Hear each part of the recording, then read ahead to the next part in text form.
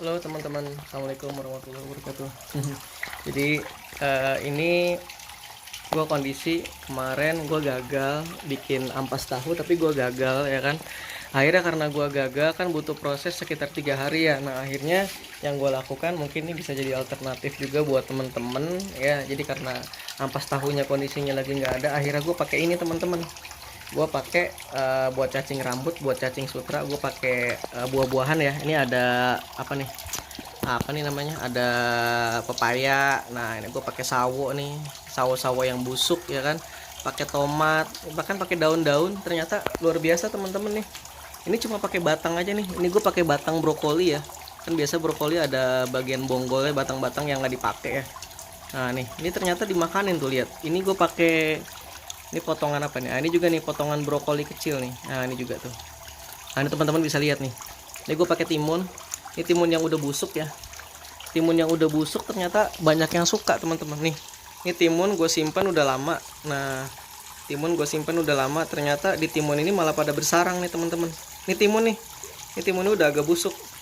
Ternyata biarpun udah, justru mereka suka yang busuk-busuk gitu. Nah ini timun nih. Ya ini timun. Ya, jadi ini gue pakai daun, timun, sayur-sayuran bisa dimanfaatkan. Dan ini lumayan ya, lumayan banget nih. Nah, apalagi tomat nih. Ternyata sama tomat suka banget. Nah, ini lihat teman-teman, ini dari tomat nih. Mana ya tomat? Bisa kita lihat di sini, ini tomat nih. Lumayan banyak juga nih di tomat nih. Tuh. Jadi kalau kita buka di bawah tomatnya itu mereka pada bersembunyi di situ. Dan mungkin bertelur di situ juga. Nah, jadi kalau lagi nggak ada, mungkin sayur-sayuran ini luar biasa nih, bisa dipakai gitu. Dan sayur-sayuran ini lumayan bersih ya, nggak mengotori air nih. Lihat airnya jernih teman-teman. Yang penting kuncinya adalah air mengalir gitu, karena dengan air mengalir ini otomatis akan banyak oksigen juga, karena makin banyak ada arus ya, makin banyak arus, makin banyak aliran air ya kan, maka oksigen tuh bisa terpenuhi. Karena yang namanya cacing rambut ini kan dia kan butuh banget oksigen ya. Mungkin salah satunya dia melakukan pergerakan-pergerakan seperti ini ya sebenarnya buat ngambil oksigen ini. Ini kan bagian kepalanya di bawah ya, kepalanya ngambil makanan, bagian kepalanya mengambil makanan, terus bagian ekornya itu ke atas, itu bergerak-gerak mengambil oksigen, karena dia kan ngambil oksigen lewat difusi permukaan tubuhnya semua. Nah jadi mungkin memang kuncinya adalah air harus mengalir teman-teman.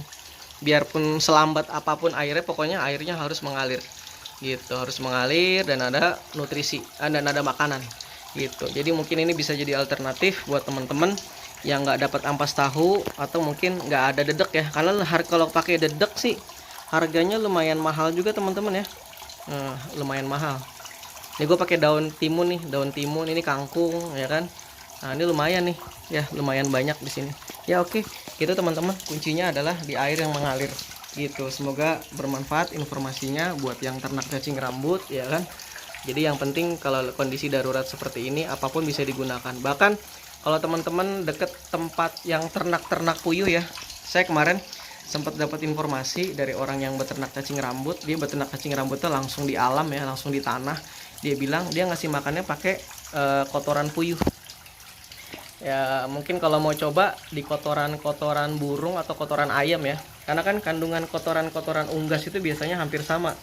Beda dengan kotoran sapi atau kotoran kambing gitu. Karena kalau kotoran burung itu kan kandungan asam uratnya banyak ya gitu, karena burung itu kan kencing dan kotorannya menjadi satu. Beda dengan sapi atau kambing yang kencing itu salurannya sendiri, terus buang air besar salurannya sendiri. Tapi kalau kotoran-kotoran unggas itu kan membuang kotorannya dalam satu lubang gitu ya.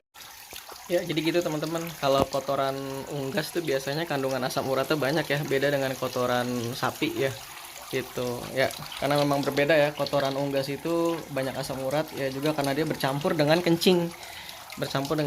Jadi mungkin itulah salah satu alasan kotoran unggas itu lumayan berpengaruh. Tapi untuk ayam, perbandingan antara ayam dan puyuh saya belum pernah coba sih. Tapi katanya sih dengar-dengar emang kotoran puyuh tuh emang luar biasa banget, bermanfaat banget ya kotoran puyuh. Saya baru dapat kotoran puyuh nih.